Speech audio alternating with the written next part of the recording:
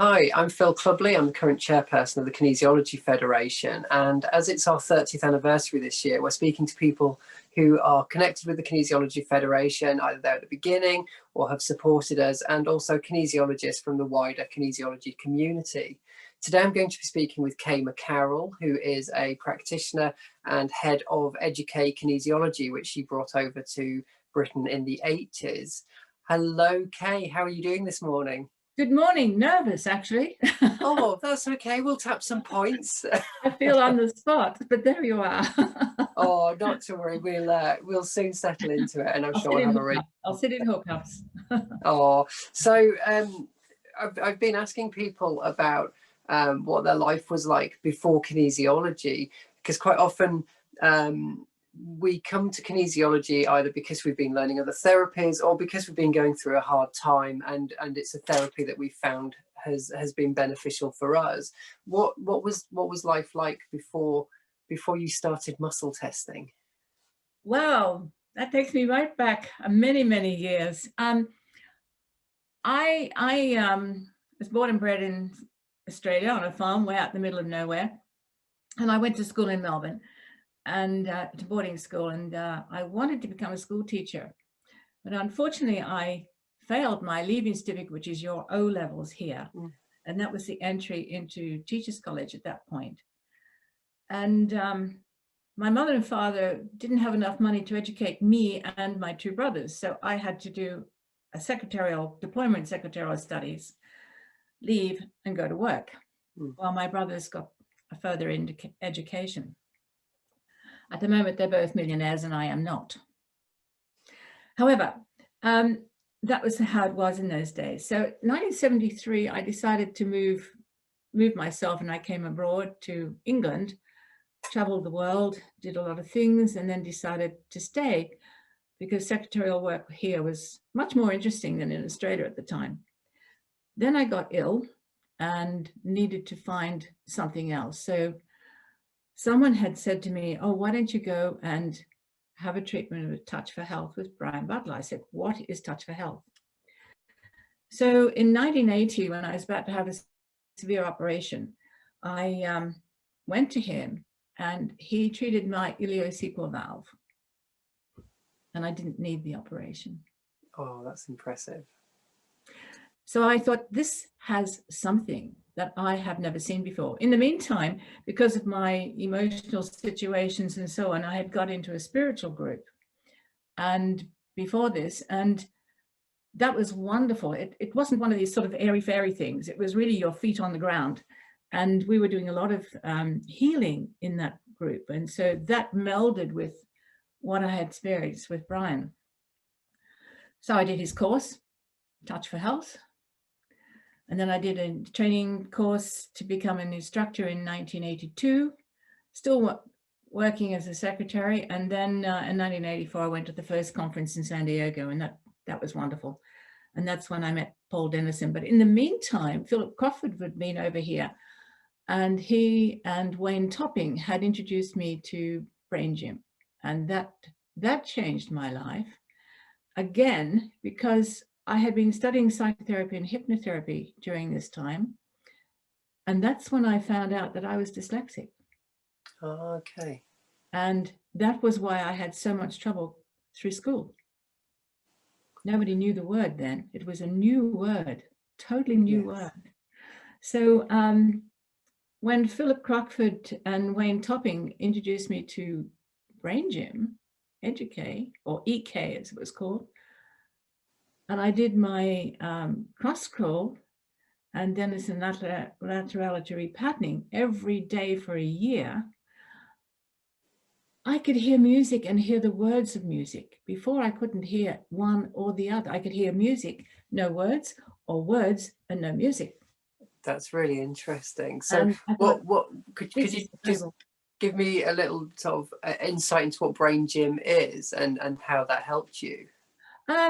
It coordinated my hemispheres. I mean, a dyslexic person how can I say this? We all have a wiring, and most people are wired all the right side go to the left and all the left side go to the right. But in my case, it didn't. My left eye went to my right brain. That was my leading eye. This is my left, that's right. And my right ear was wide to my left brain, my right hand, left brain, my left leg, right brain. So I didn't learn the same way as other people. I could see the picture, but not the word. I had to learn kinesthetically, but they all sat us in a chair and never moved, you know. Yes. So that really encouraged me to go on. So I did. And I spent my rest of my life in Edu-K with Touch for Health, of course, because we always include Touch for Health. And but I've trained in many modalities of kinesiology, and but the brain gym Edu-K comes up top each time because I'm a dyslexic. Yes. And I still am. Dyslexic doesn't go away, and it's not really a bad word. It's just that you're wired differently. Yeah, absolutely. A different way of processing. Yeah, it's a different way of processing. Absolutely. It is, Phil. And so I've had an incredible life with that. I mean, I've taught in Europe, in many countries in Europe. I went to Russia 10 times in the 90s. I've been to Israel. I've been to, the Asian countries, Australia, even back to Australia teaching. It's over there, but I've been back to Australia as well teaching. And it's fascinating. It's just, so having been denied the privilege of going to teachers' college at school, I've ended up teaching all my life.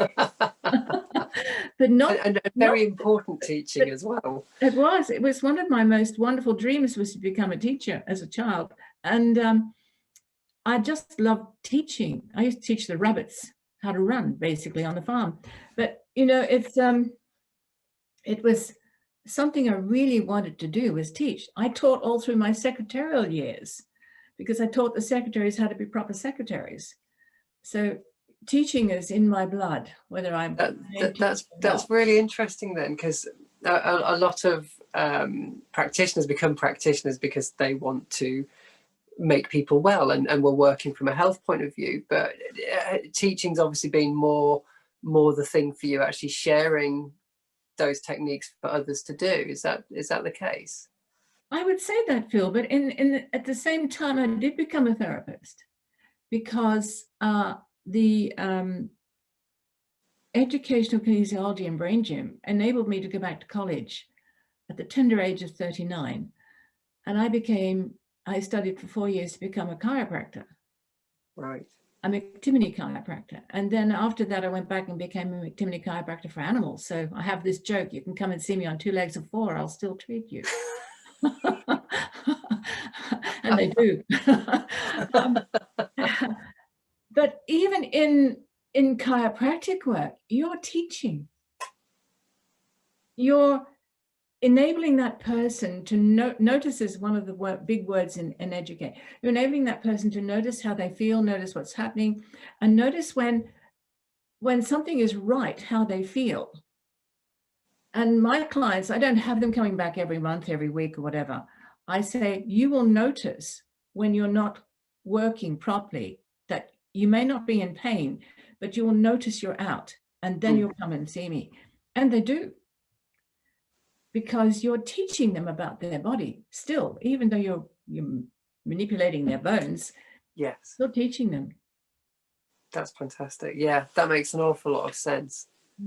So were you in the UK in the 80s or the late 80s, when the Kinesiology Federation started to ferment as an idea?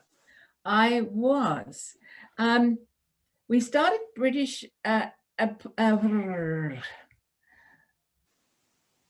Brian brought Touch for Health to this country in the late 70s. And he set up a Touch for Health Association.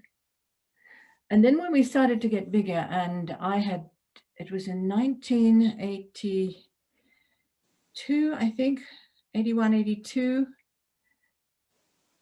83, somewhere around then, we got together and said we wanted to become a British organization. It wasn't just for Brian.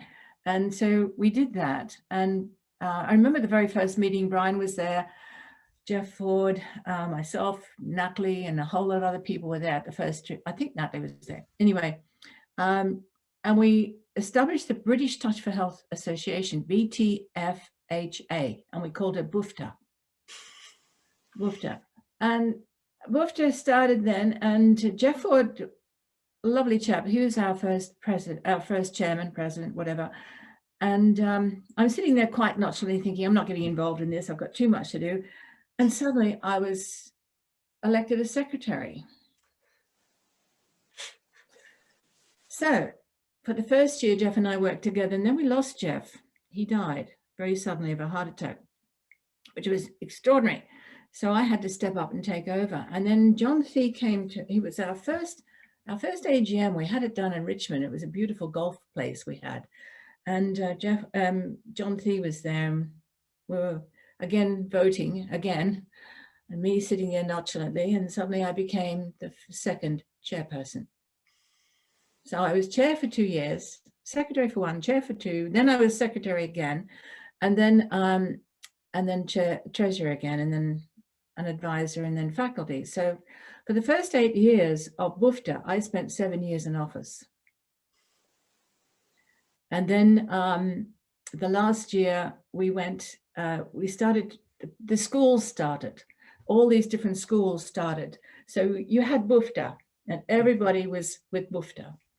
And then you had Educational Kinesiology School, you had Creative Kinesiology, you had Jimmy Scott's Health Kinesiology, you had so on and so on. All the different schools started to germinate because they were germinating in America.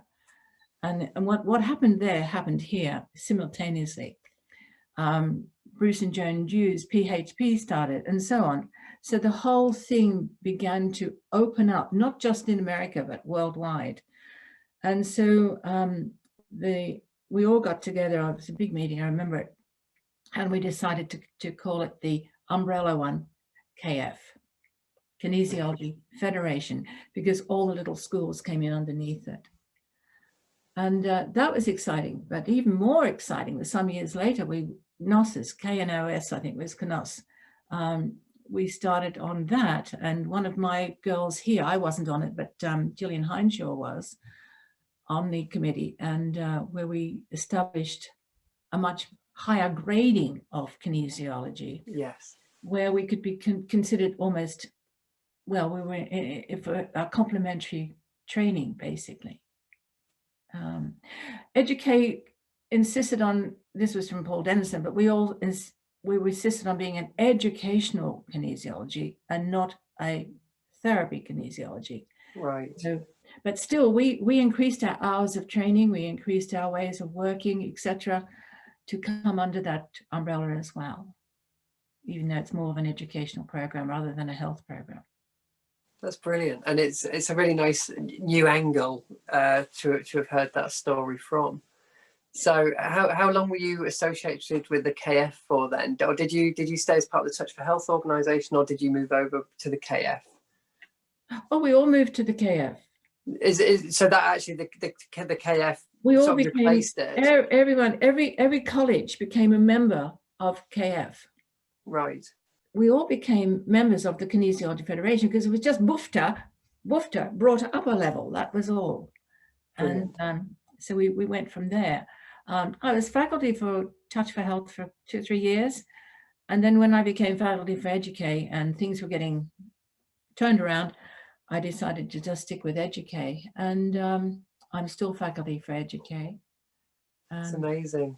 What keeps you interested? What keeps you passionate about the work and doing that? Oh, I've got some notes here. Let me find them. The first thing that the biggest change in my life and what keeps my passion was I began to learn how to manage stress. I began to learn how to not allow it to affect my body, and stress does. You've only got to move house and it's one of the top stresses out. Having a baby is another stress. Getting married is another stress. They're good stresses, but they're stressful. And then you've got the other side of things, like a divorce and so on. But anyway, I began to learn how to look after myself, and that was a really interesting thing, again, to learn who I was. And that too was interesting, because I grew up in the days where, dare I say it, but I grew up in the days where you left school, got married, had your children, and that was it. Educating a woman. My father, oh, he's a lovely man, he was, but he said, no point educating her. She's going to be married by the time she's 25. And my mother was horrified. I'm still waiting to be 25.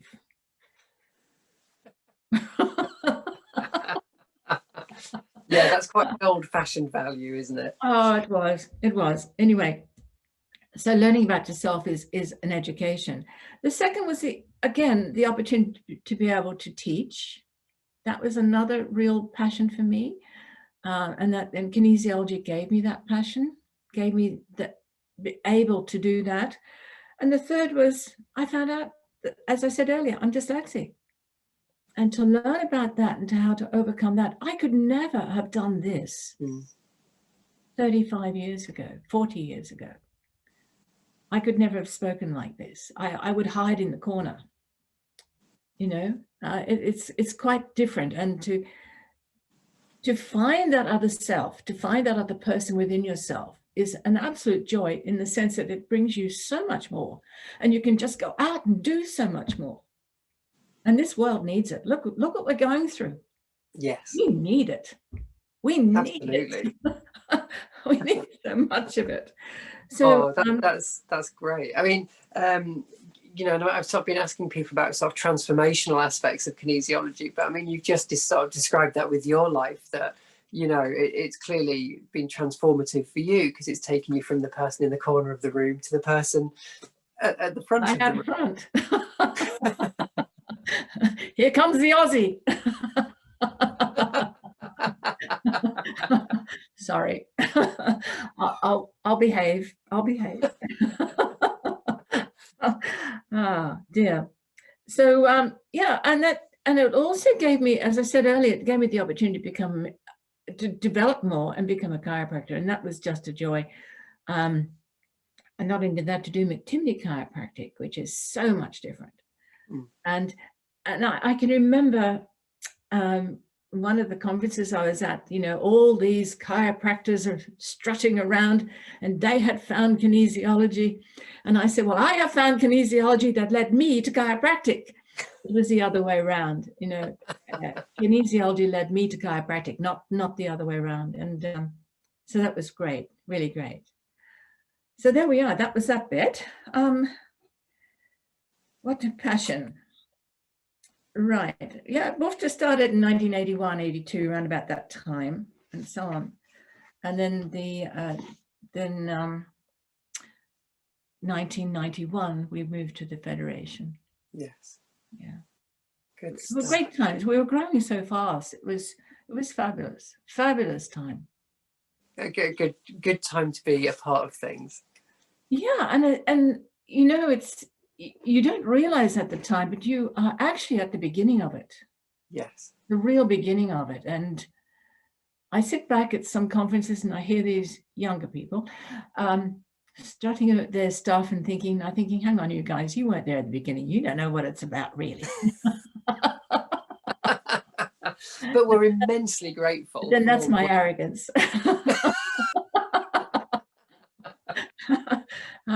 So there we are.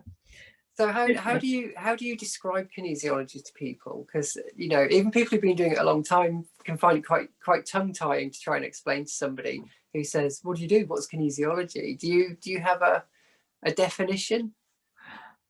Oh, I don't know that I have a definition, but I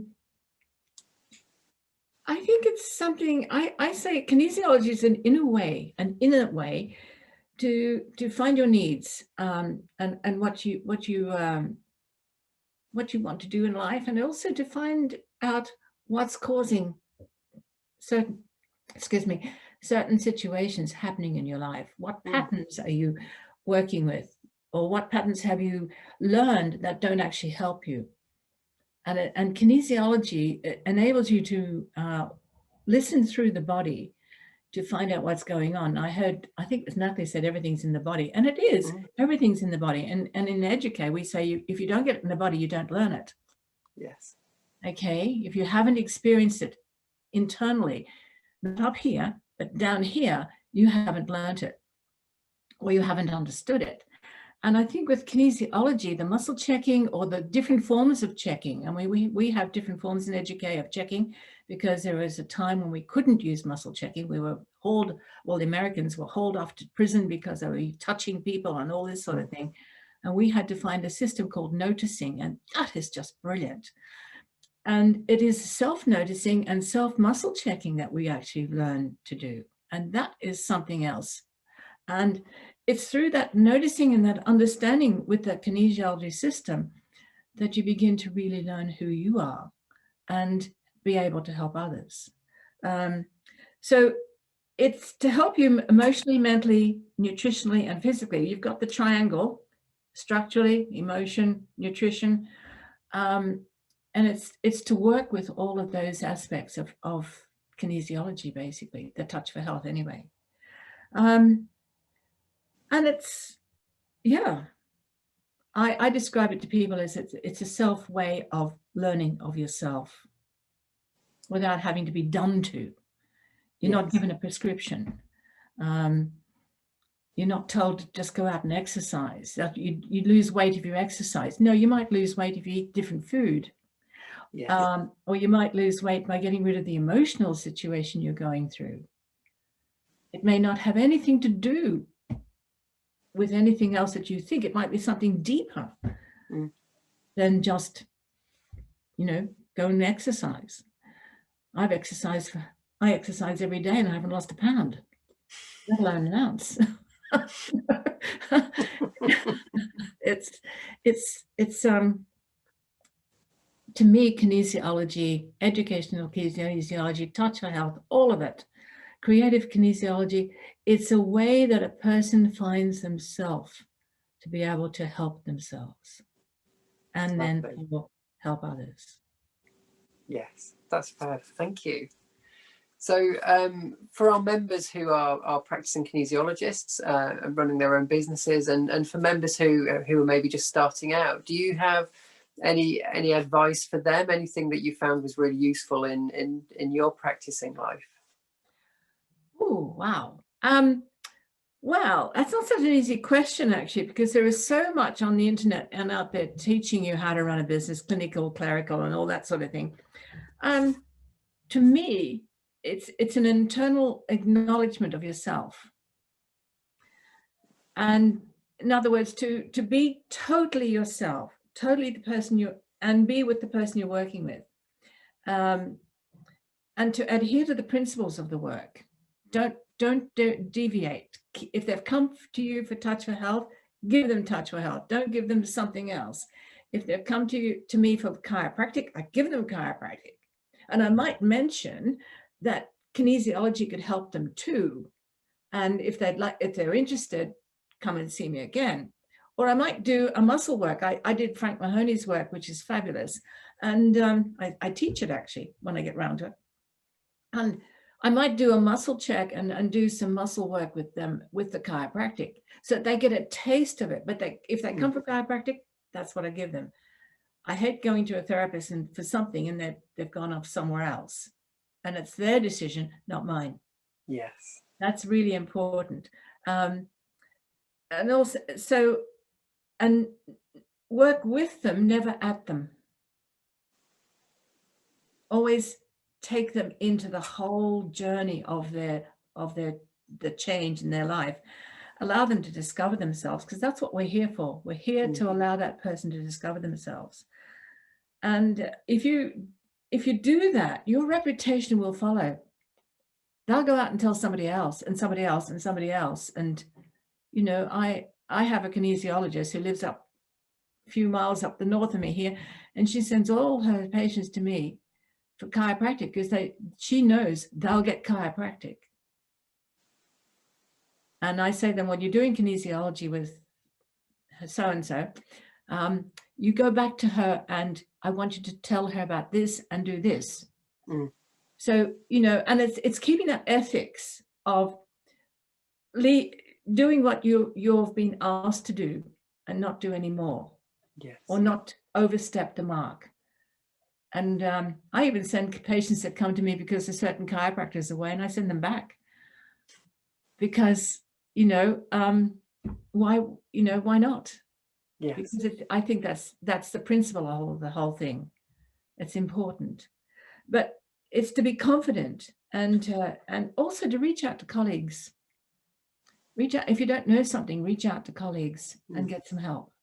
We all need help, but the main thing is learn how to be yourself. That's Brilliant. the best business thing. Thank you. Advise. Okay. It's great. Thank you. Thank you. So, because it's our 30th anniversary, which is our Pearl anniversary, we've been asking our interviewees whether they have a pearl of wisdom, either something they want to share in this talk, or whether it's a demonstration that there will be a separate video to. Have you got anything in mind that you'd like to share? Yeah, I have a couple of things. A pearl.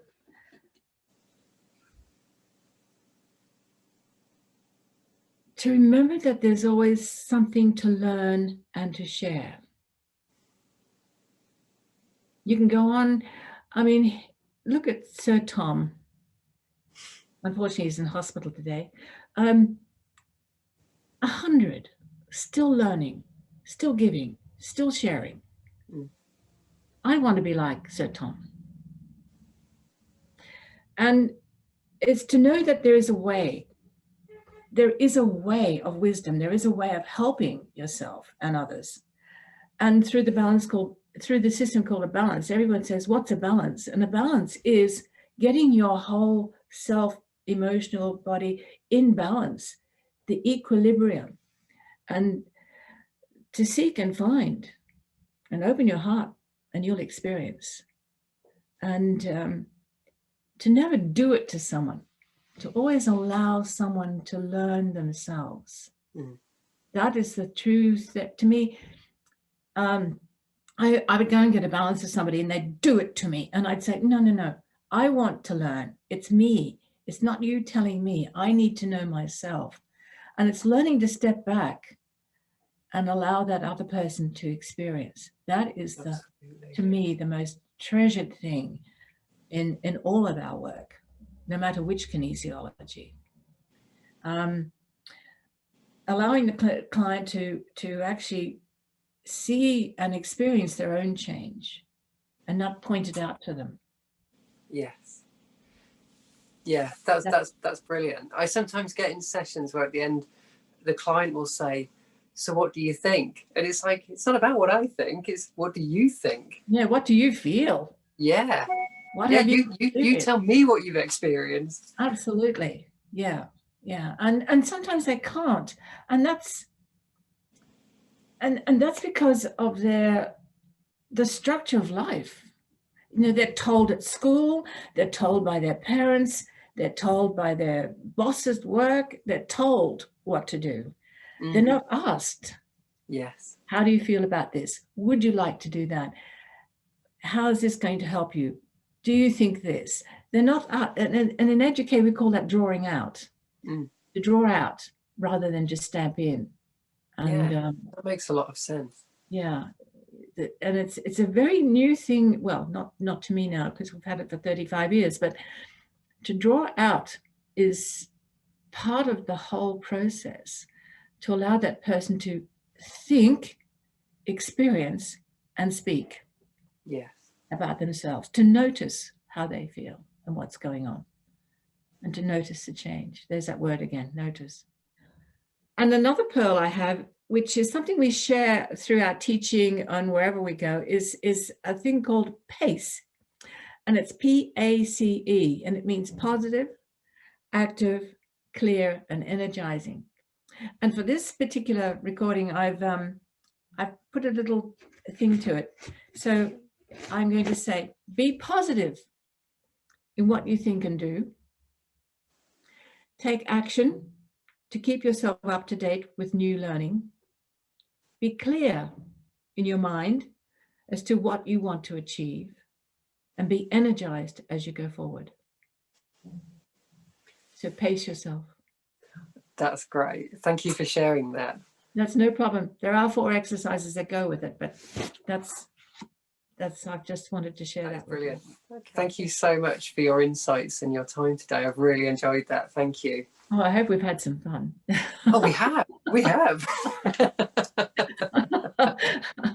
One of the things I would like to say before we finish. Yeah, of course. Everything's always growing, and kinesiology has grown and grown and grown. And I'm going to give a little plug here. The Edu-K has grown too, and we've just developed a new program, and it's called the Movement Facilitator, and it's going so well. And it's where people can teach learn to teach just the exercises, and it's fabulous. And it's enabling people to go out to schools like we used to do, but differently, and so on, to be able to encourage the children to learn in a different way. That was a big bang outside there. I hope you didn't get that on record. Anyway, but and it's just absolutely fantastic. It's taken years to sort out, but we've got it. And this allows people to actually reach out to the younger generation, for them to start feeling, noticing, understanding, and learning through the kinesiology system, which is just wonderful. Yeah, that's so important. It is. It is. If we can't get to our younger generations and help them through, and it's a very hard time. Look at the poor kids are going through. It's a really hard time.